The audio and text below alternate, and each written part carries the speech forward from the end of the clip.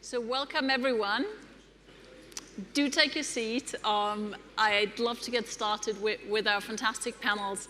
So our topic is, as you probably saw, always on transformation, and specifically, how do leaders lead in much more volatile times?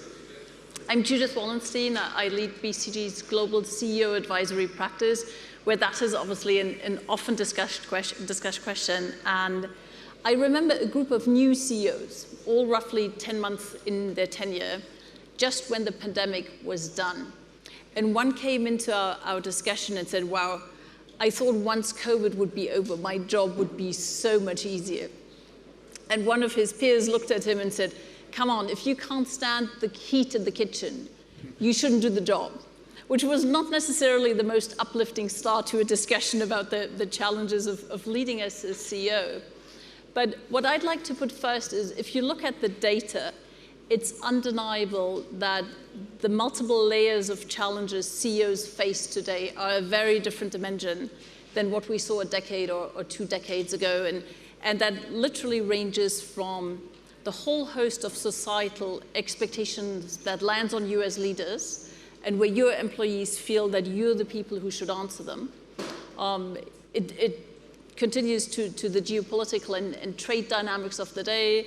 There's the climate crisis. So you just see that the amounts of volatility that are driven by factors outside your business have certainly increased and basically are on the daily agendas of CEOs.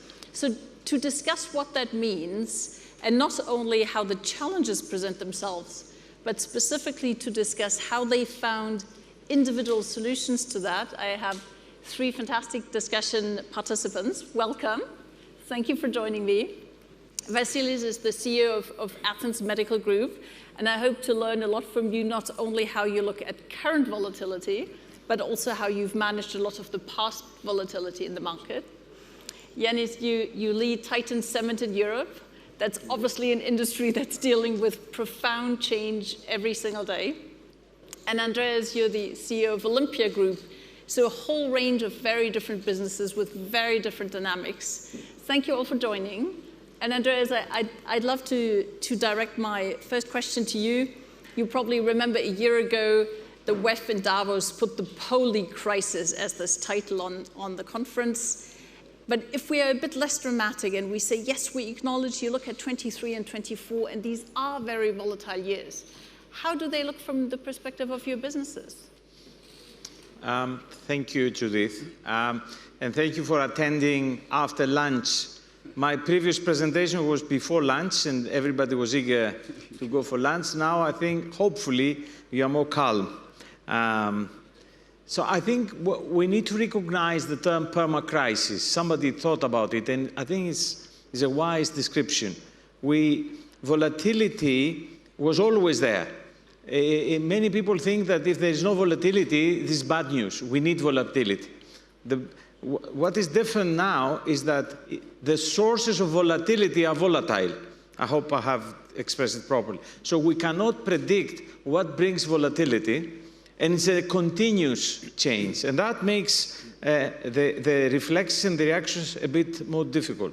The second comment, reflecting the diversity of businesses that belong to my group, is that some industries are mature enough, and therefore volatility can be absorbed by much more robust organizations. If you take the retail industry, there's a lot of volatility in the retail industry. For instance, the dilemma between e-commerce and stores. People thought carelessly that everything was going to go digital, and they start shutting down their shops.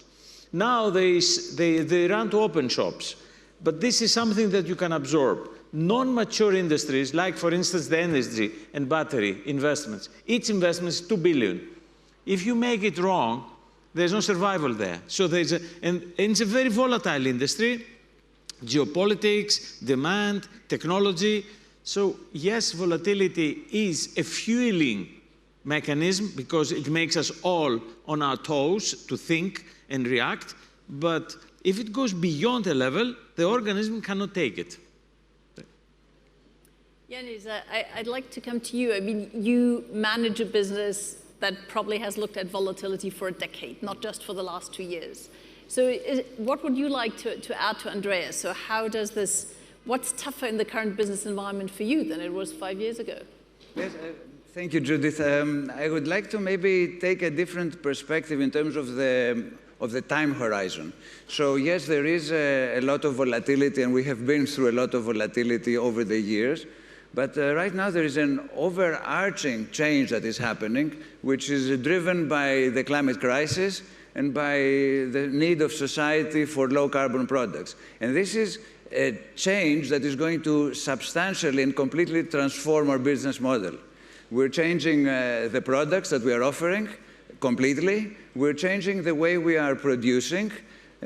Our plants, you mentioned the investment, Andreas, we are investing completely in plants that are going to consume less carbon through the fuels, use renewable electricity, and in a few years produce zero-carbon cement.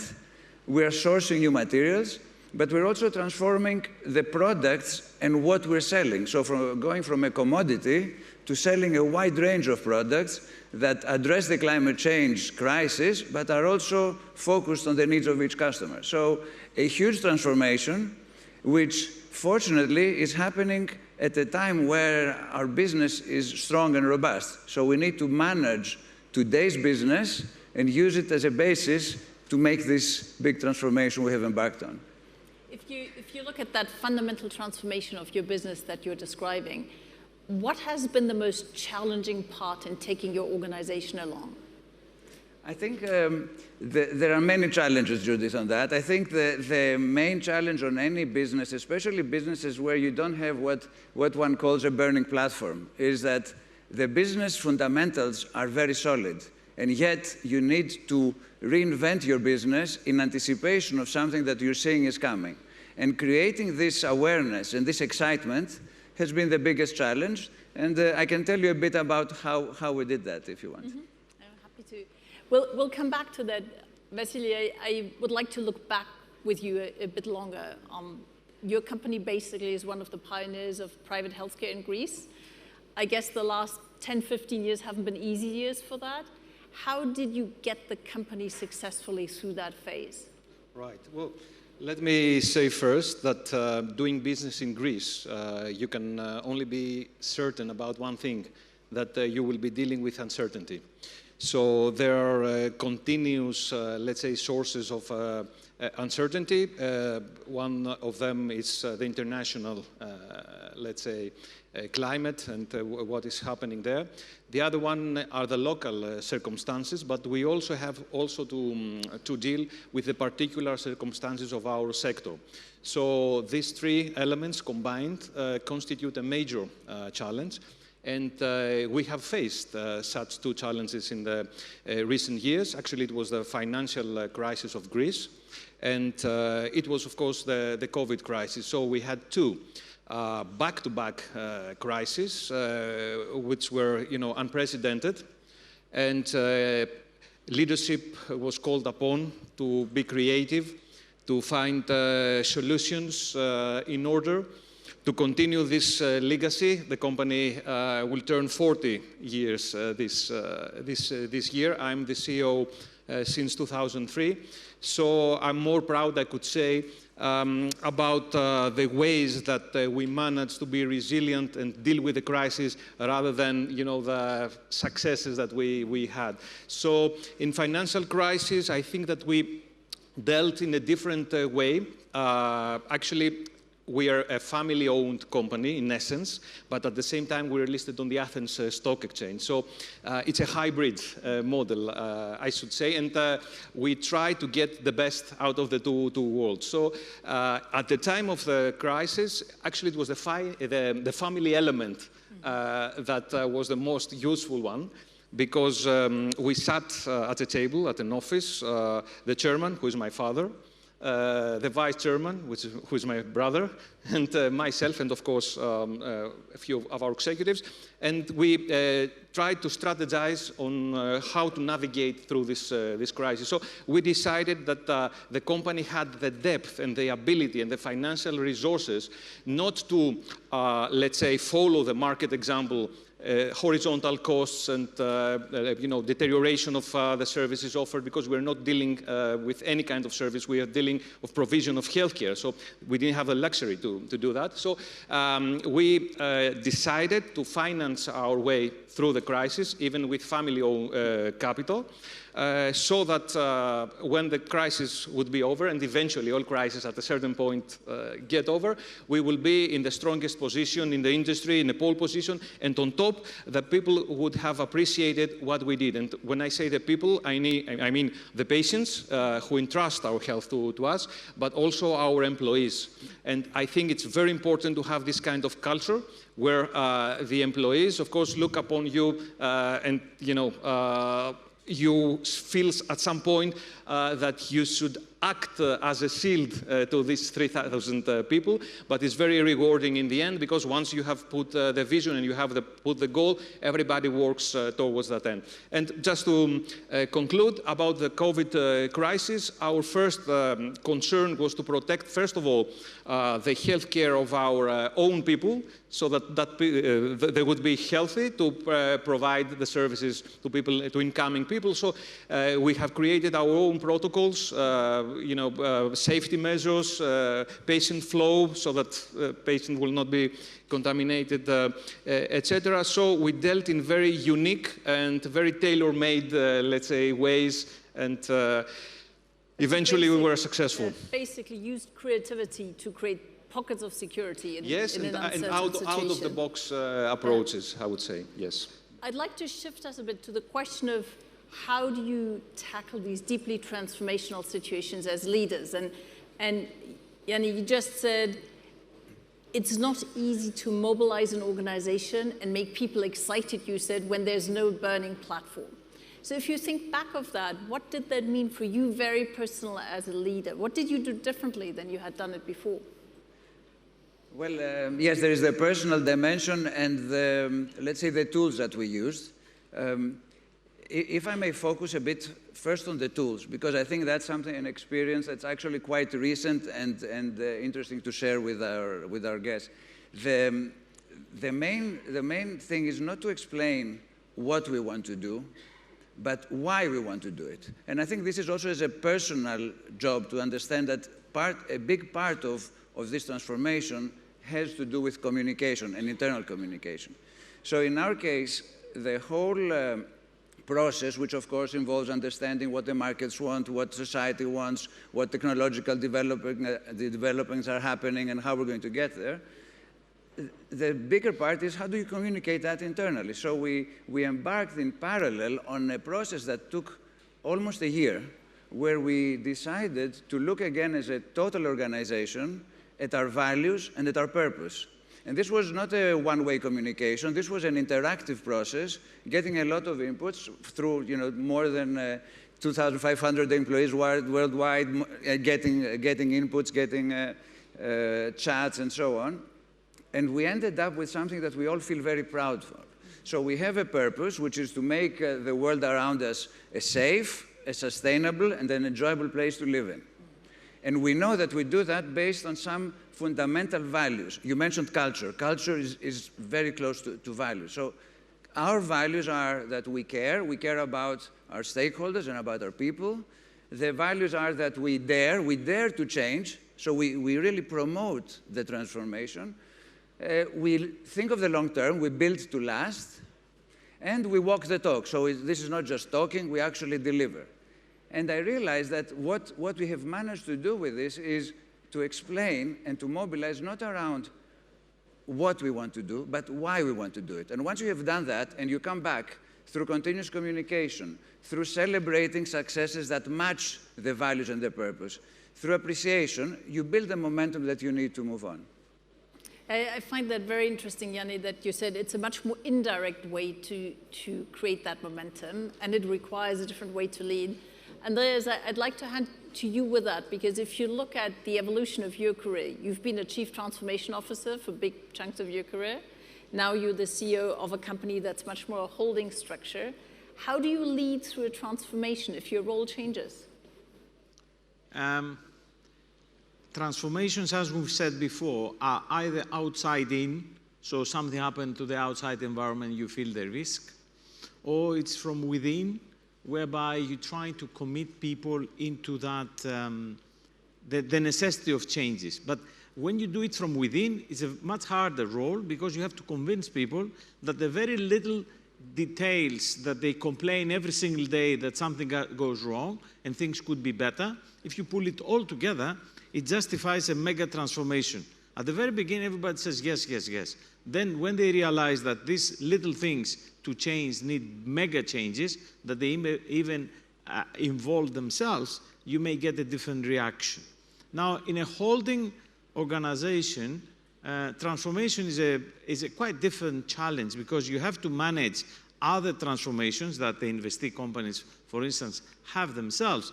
But the hardest challenge is to transform a holding company. For instance, a family-driven company to become a fully professional with corporate governance and an agenda of asset management. The successful transformations are those that have a very clear enemy. People, troops get mobilized when there is an enemy. There's a football enemy, you have to beat somebody. There's a war, you have to beat somebody. Even in organizations, people get mobilized when they see risk, threat, or an enemy.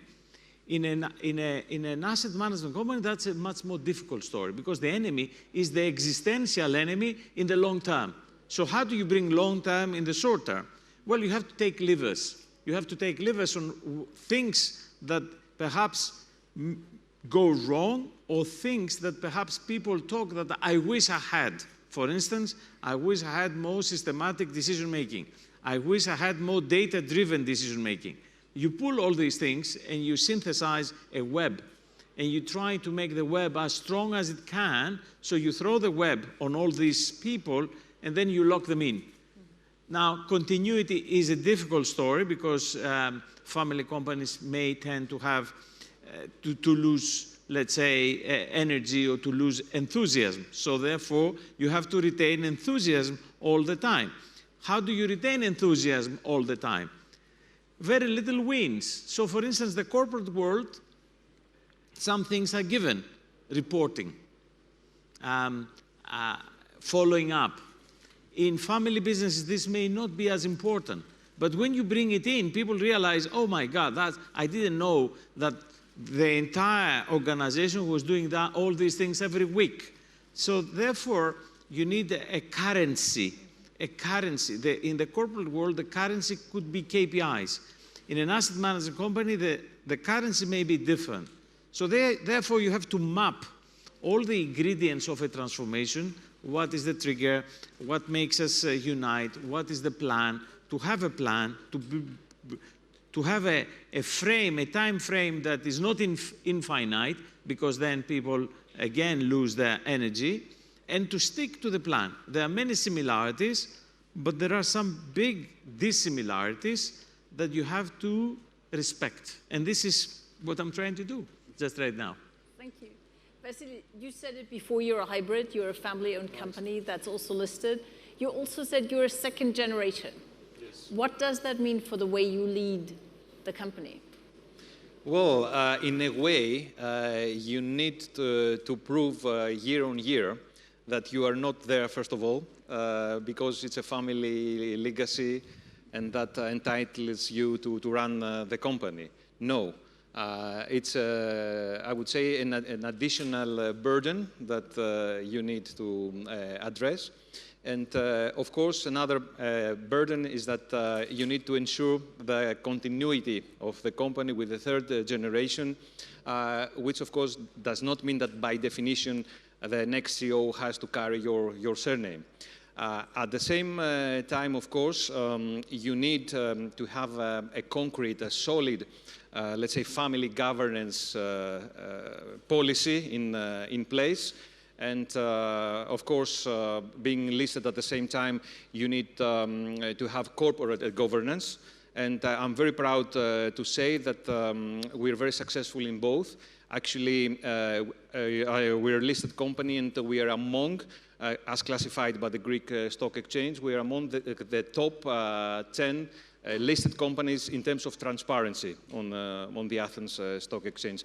So this is, I think, a very important element that you have to equally take care of. Is there anything, as you said, you want to make sure you have the legitimate role taking it over? You're not just there because the second generation has the same name. You hand over to a third generation that might be operationally involved or not anymore. What's hardest for yourself in that as a leader? Well, I think that a leader is judged by what he's doing in his time of leadership, but also by who he chooses to be his successor. Mm-hmm. So I would love one of my 4 kids to be my successor, but if that would not be to the interest either of them or of the company, mm-hmm. it will not be the case. Let me stay with this topic and explore that with all of you. You said you'll also be judged by who you pick as your successor. I'd like mm-hmm. to amplify that to who do you pick as your leadership team. So in the changes you've all described that you have driven, that you are driving, you can't do it alone. Obviously, there's this enormous role of your team. Andreas, how do you look at the point where you've done it many times, like all of you, where you feel, wow, now my team, I've created a really high-performing leadership team. What does it take for you? First of all, at least in Greece, the phenomenon that a new leader, a new CEO appears and wipes out everybody and brings a new team does not exist. So you have very quickly to realize that you have to work with the people that are there, but not the ones you see in front of you. Typically, there are many people hidden in the cupboards, lots of talent that has been wasted. So you have to be very energetic in order to discover talent within the organization. From time to time, you need to bring people from outside, but in all my experience, anywhere I've worked, there were hidden talent. You may ask, why were they hidden? Mostly because either they were not understood, or the strategy was different, and therefore they were not needed. So when you bring in and you have a new strategy, you have to find people that will align to a new strategy. Whoever doesn't align to the new strategy cannot follow you. And you have to take some hard decisions. And it's not people-driven, the decisions, it's strategy-driven. You have a strategy, you have to invite people to follow the strategy. If they don't, you will fail. But in that journey, you cannot make the changes in one day, and this is difficult. So you have to have patience and to build the leadership team for a long period of time. You have to utilize internal resources. If you don't utilize internal resources, you will be seen as an outsider, that you just came in to either show off or to destroy the organization. And then you have to stick to the purpose and the strategy of the organization. And this is the best way to choose your leadership team going forward. Now, having chosen your leadership team, especially the outsiders, sometimes you have to be harder with them than the ones you found already there, just to convince that you haven't just made an old Thai network or your friends from university. Thank you. Yeah, in the transformation of the cement business that you described how you've worked on the why, really to bring all the organization behind it. Were there any unexpected positive surprises in how you forged the leadership team in this? Yes, many positive surprises, and I was interested to hear the analogy about always needing or usually needing an enemy or something to focus on, and the positive surprise is how people can coalesce and be mobilized by something very positive, and how optimism can drive. In a company that has a very long history and expects a very long future, being humble and moderate and careful is a core value. So on that, we had to add a dose of heavy optimism, looking at not what might go wrong, but all the things that can go much better. And it has been really impressive to see, both at a personal level, but also as a team, how much that can mobilize everyone. I think the other very positive thing, and maybe that's more on a personal side, is that I think transformation makes you realize that you need to be transforming personally as a leader. I don't think we know how to do that. I think, or at least I don't think I know how to do that. I think this is something where we're all learning, we're adapting, and you need to have a deliberate, your job is to continuously assess, is my leadership style working? How does this need to be adapted? And how can this be cascaded in the whole organization? Through programs that we have, like our Young Leaders program, our Succession for Country Managers program, many other things. How can you really cascade this concept that in order to transform an organization, you need to be continuously transforming yourself, and that's actually a very positive thing. Thank you. Vassili, I'd like to come back to the situation you described both in the financial crisis and then later in COVID, where you said, look, you could sit down around a table with a leadership team and basically 3 members of the family, the chairman, your brother and yourself as the CEO, to discuss how you deal with that situation and that crisis.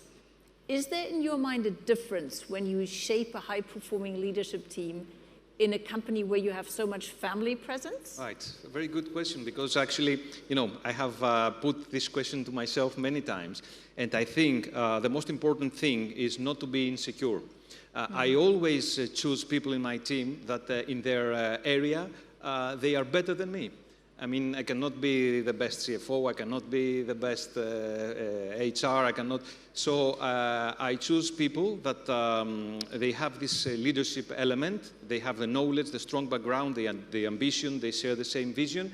And I like them to be amplifiers of the message. And me, of course, being the leader and the coordinator. So it's a team effort, and I think that's the way to go forward, regardless if you're a multinational or a family company or anywhere in between. Mm-hmm. Thank you.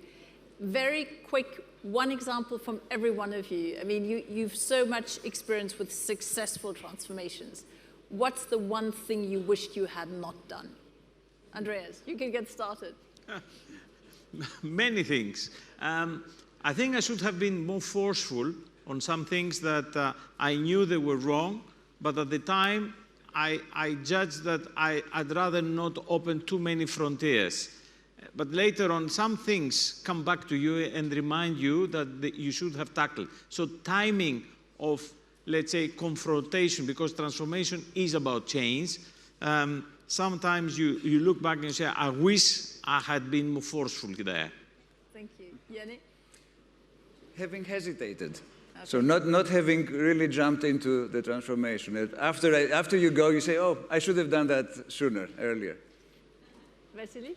Well, it's not a time for confessions, but nevertheless, I would say yes, the speed and, let's say, the determination in putting some changes and internal reforms forward, because if a company is being around for so many years, obviously you have the generation gap, and somehow, you need to give the right motivation to the new generation to go forward, but on the same time, you don't want to become the old team obsolete, so you have to make compromises, and maybe that's the most difficult, let's say, part. Thank you to all. Look, I think there are some pervasive themes that I found very interesting and also very rewarding. I think the fact that you all said you need to tackle even a very unstable, volatile situation like now with a lot of optimism. How do you mobilize your organization around a positive vision of where you'd like to go? Yanni, you also said in a transformation, the why we're doing it is probably even more important than the how are we going to do it. Andreas, you made the point of saying sometimes you hesitate too much and you don't pick that fight at the point where you should have picked it. And then, Vassili, what I also found very interesting when you reflected on your leadership principles is that a good CEO should be judged by their actions and, in a way, by their wisdom and ability to pick an even better successor. So thank you all. Thank you for listening. Thank you, Judith. And have a good afternoon.